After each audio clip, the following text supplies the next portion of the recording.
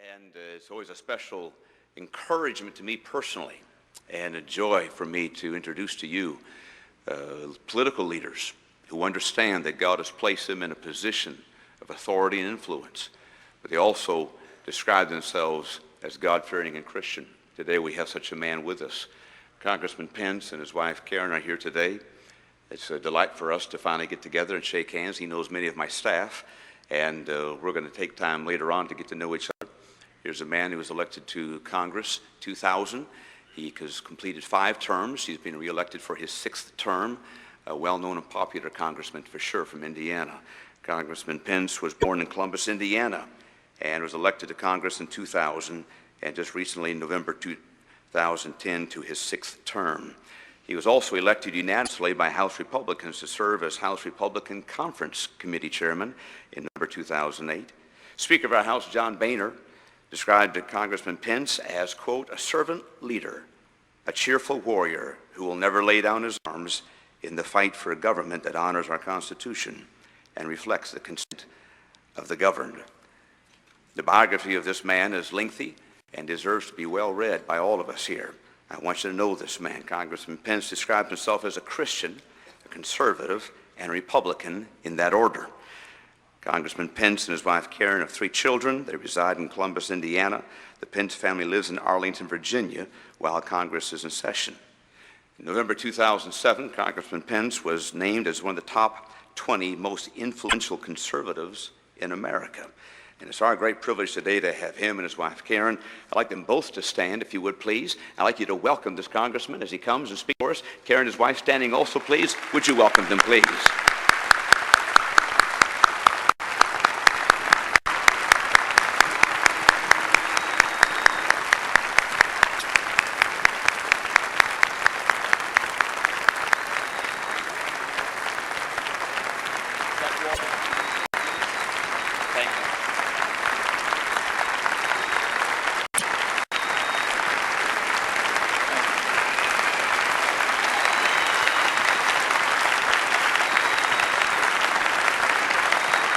Thank you very much.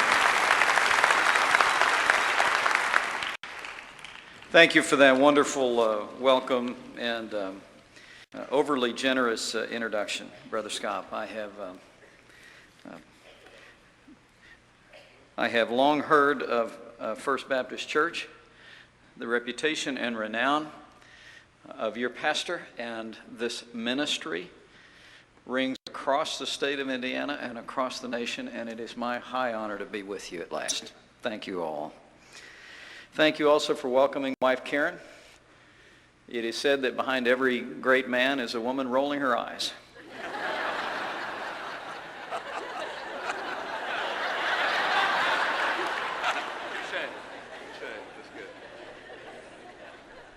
It's a joy to be with you today. It really is. The Bible tells us that we're to grieve with those who grieve and mourn with those who mourn. And that if you owe debts, pay debts. If honor, then honor. If respect, then respect. This weekend, our mind goes back to that day 10 years ago, just as yours does. Especially so when we see the images, isn't it? And I want to rise today to share a personal testimony, to pay a debt of gratitude, to grieve with those who grieve, but also to give thanks and to pay a debt of honor to all those who brought us to this day. I'll never forget, on September the 11th, gathered with other leaders in the Congress, we were told by security officials that all we knew about the enemy was they wanted to hit us again, and they wanted to hit us worse. They said, we don't know if it will be days or weeks or months, but we must be prepared for it to happen again. And 10 years later, because of the sacrifices of our soldiers, because of the tireless work of our public safety personnel, and because of the grace of God, not another terrorist event on American soil has occurred.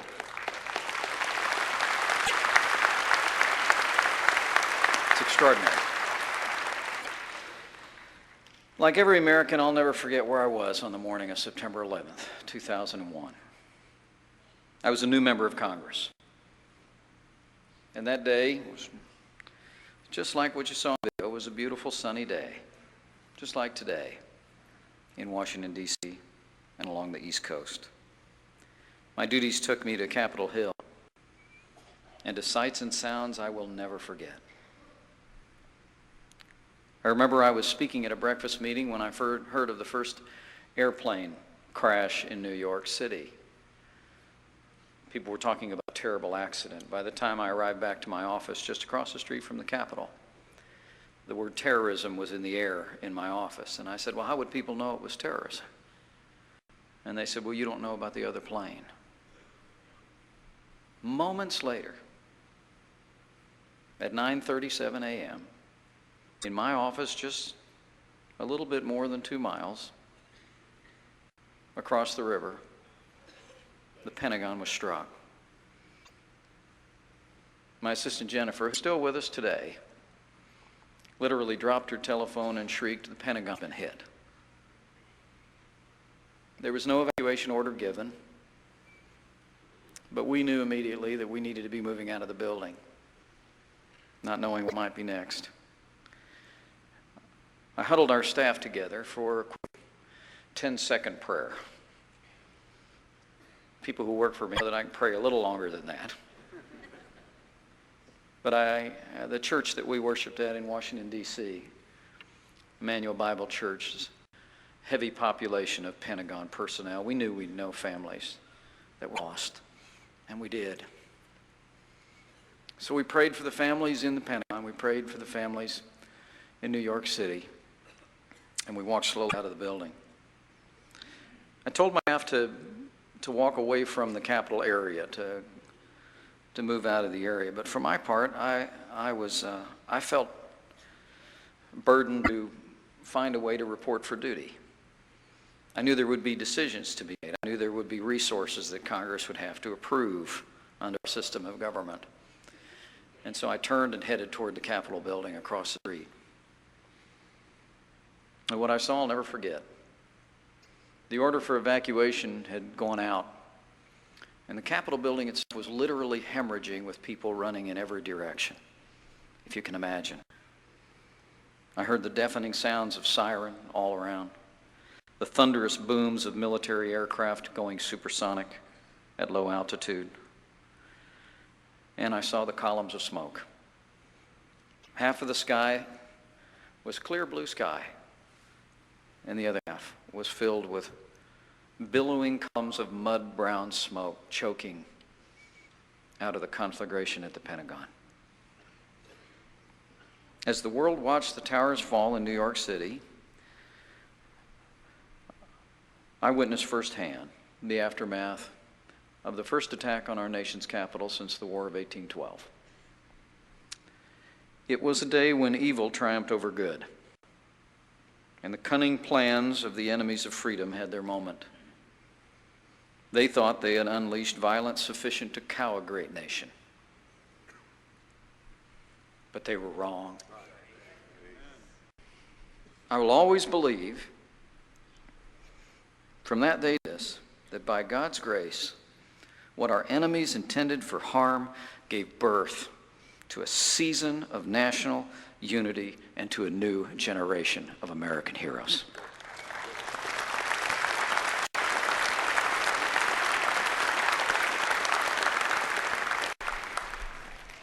Standing on the east lawn of the Capitol with another member of Congress,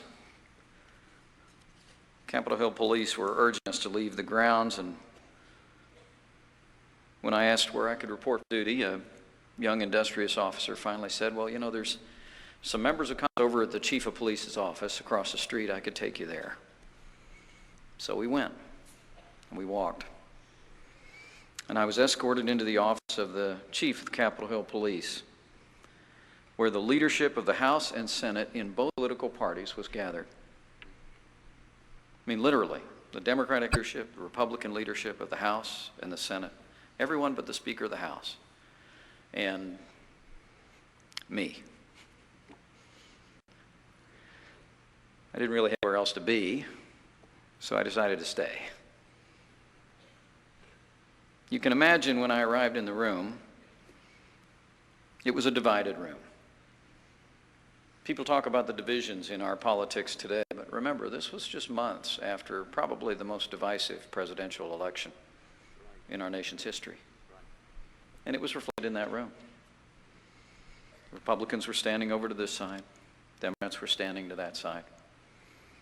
Everyone was huddled around television screens watching the events unfold. I must tell you today that as the events wore on, things changed. It was 10:30 on this watch when the chief of police put the phone down in his rather gently, and he said, "There's an aircraft inbound to the Capitol, and it's 12 minutes out." Silence fell over the room of these 15 congressional leaders and this tag-along. And I know we all did the same thing. We turned and looked out the window across the street at the Capitol dome that has graced freedom's skies since 1864 and wondered if we would ever see her again. The minutes ticked by slowly, then 10, then 12, then 13. And word came of an aircraft going down in a field in Pennsylvania. We know now because of the extraordinary heroism of Todd Beamer and others. But I must tell you, in that moment, something happened. The politics of the room dissolved right before my eyes. There were no Republicans in that room. There were no Democrats in that room. There were just Americans. And I watched our leaders take their jackets off, roll their sleeves up, and begin to sit down. They set aside every divisive issue before the Congress and began to make the plans necessary to move the resources and programs designed to meet the moment with bipartisan resolve. And so they did. And that unity became evident to the world later that day when, against the objections of all the security personnel, those same leaders said, "We will gather on the steps of the Capitol, and we will show the world that our government is here, beaten but out." And so we gathered and marks were made, but that's not what people remember. The some 50 of us gathered on the steps. I don't know who started it. And it was nowhere near as good a version as we heard this morning. But somebody started singing, "God Bless America."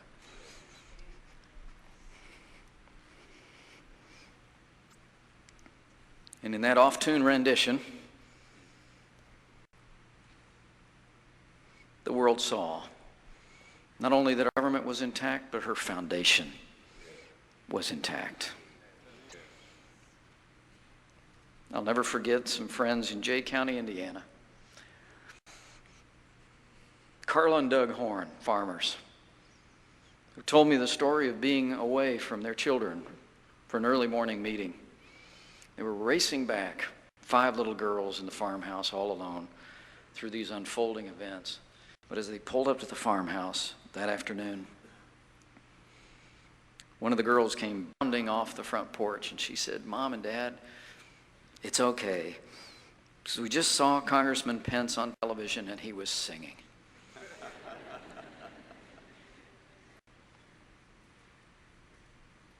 I think in that moment, in the moments that followed that, and the unity that would animate the work of our government for weeks and months that followed the attack, was nothing short of grace. God poured his grace on this country,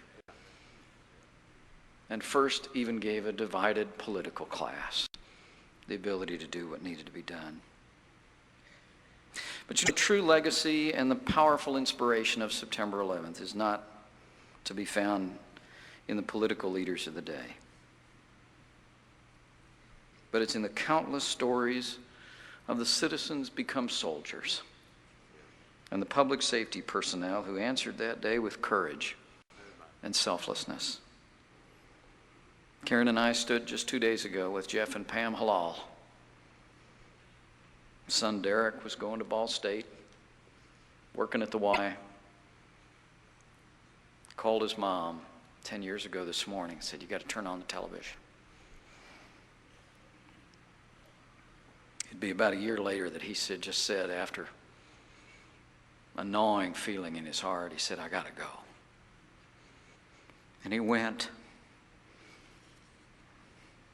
put on the uniform of a United States Marine. On the streets of Ramadi, he fell, but only after saving several in his squad after he was injured. We've stood at that graveside. We've wept at funerals with families. To the soldiers, sailors, airmen, and Marines who answered that dark day with resolve, who did what needed to be done without regard to their own safety, we owe a debt we can never repay. And to our police and fire and public safety personnel who ran in when others ran out, who braved flames, who followed the leads, who took such action as was necessary to bring us a decade free of another terrorist event on American soil, belongs the credit for this day. So this anniversary belongs to the fallen, to their families. And we think of them today. We heard their names as we dressed to come to church this morning on the television. And we mourn with those who mourn. This anniversary also belongs to those whose diligence and tenacity brought safety to our families and justice to our enemies. Let me take you back as I close to that morning on the East Lawn to make one more point. There I stood on the East Lawn of the Capitol building from about 10 a.m. to about 20 after. Sirens all around, people running in every direction. But I will tell you, as God is my witness, that through no fault of my own, because Karen will tell you, you can jump out from behind a door and scare me, I felt peace. Standing on the grass, seeing the smoke billow, I thought of a little family just across the river in Arlington, 3 small children. I thought of all the families that would be affected. Somehow deep in my heart, the verse came to mind. He surrounds in perfect peace the man who trusts in him. And I felt that not only me, but I felt that our nation was surrounded. I had no rational basis for it. But I felt that it was. That somehow, some way, all would be well.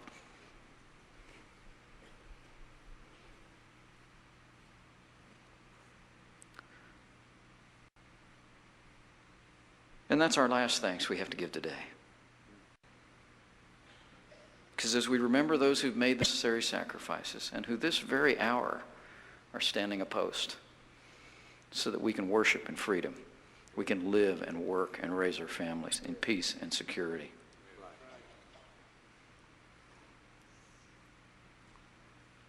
Let's also remember him who placed this miracle of democracy on these wilderness shores and whose steady hand protected her even through that day. Protected us by the heroes that he forged, by the unity that he called our nation to. That we can say that he is our refuge and our fortress. He has surely saved us from the fowler's snare these last 10 years, from the deadly pestilence. We have not had to fear, nor do we today, the terror of night or the arrow that flies by day, but we have observed with our eyes. We've seen the punishment of the wicked. Because we've said, He is my refuge. He is my fortress. He is my God, in whom I trust. A common enemy forged common ground and a generation of American heroes. Today we rightly pause to remember those who fell on 9/11 and every day since in the war on terror. We pause to celebrate the Americans who by their service and sacrifice have made this day of tragedy into a triumph of freedom. And we pause to bend the knee and to breathe a word of thanks to Him who still sustains this last best hope of earth. Thank you all very much. It is a great, high honor to be with you today. God bless you all.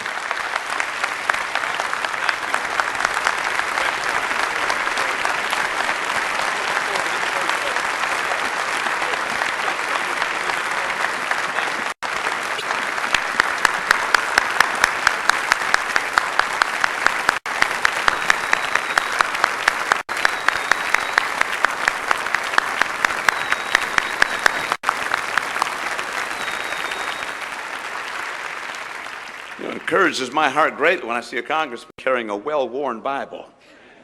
I tell you what, I wish they all had one like that, even if they were just doing it for show. But it's worn. It looks like he's been in those pages a few times. And Congressman, we wanted to give you just a couple of gifts as a token of our gratitude to you and also a reminder of your visit with us here. And let's all just stay standing a moment.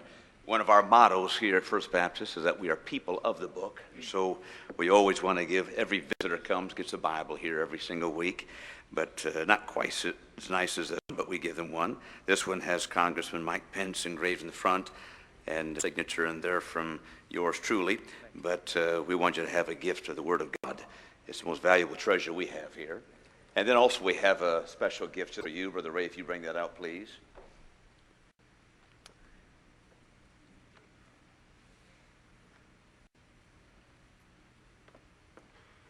Bring that right up a little closer here, Brother Ray. I don't know if you can see all that. This is September 11, 2011. This is a glass with sand blasted on the side of it. The verse Psalm 33:12, blessed is the nation whose God is the Lord. Then Pastor Jack Scott and the members of the First Baptist Church of Hammond wish to thank Congressman Mike Pence for his public service to the people of the state of Indiana, both as a congressman and as a Christian. On this 10th anniversary of 9/11, we are so grateful for your leadership as you represent your fellow Hoosiers in Washington, D.C. The prayers of a grateful church go with you, 1 Timothy 2, verses 1 through 3. Sunday, September 11, 2011, First Baptist Hammond. Just a token of our gratitude. I hope you know our prayers are with you. Many of us pray for you regularly, if not daily. And we'll add your wife Karen to that list as well, and your children and family. You want to get to know this man better. I think it's appropriate for me to say this man is planning, will be running for governor of our state. And I hope you pray that God's will be shown clearly to them and also to the Hoosiers. And we need good leadership. We've enjoyed good leadership. We need to build on that foundation. And you might have heard a man that might be qualified for that. And Congressman, thank you so very much. God bless you. Thank you.